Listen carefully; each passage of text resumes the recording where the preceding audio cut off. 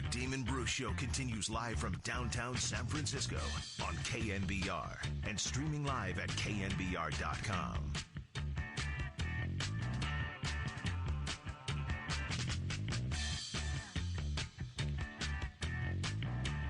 Welcome on back. I always go along with that opening monologue. I keep on telling myself, be done at 9, but I always go to like 12. And radio cops are coming. I know. The radio police are going to pull me over here, Ted.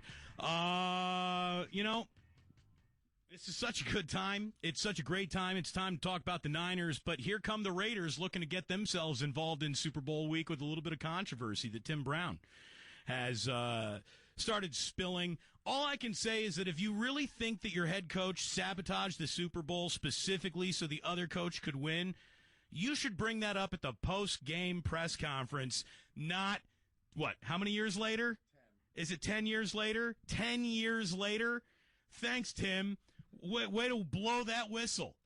Hopefully you will not be, the guard dog while someone's trying to rob my house. Like 3 days later, be like, dude, someone's breaking in. Yeah, I mean, that is it's a little sour grapes to me.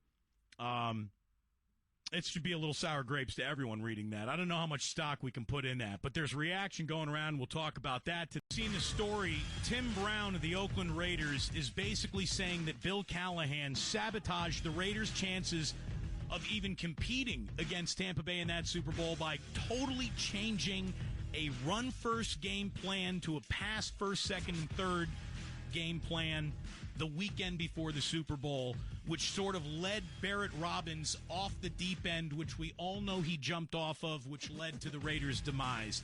It is a scandalous accusation and an odd one to make a decade after the fact. It really, really is. I don't know if Tim Brown understood that he'd be opening up a can of worms like this, but he officially has.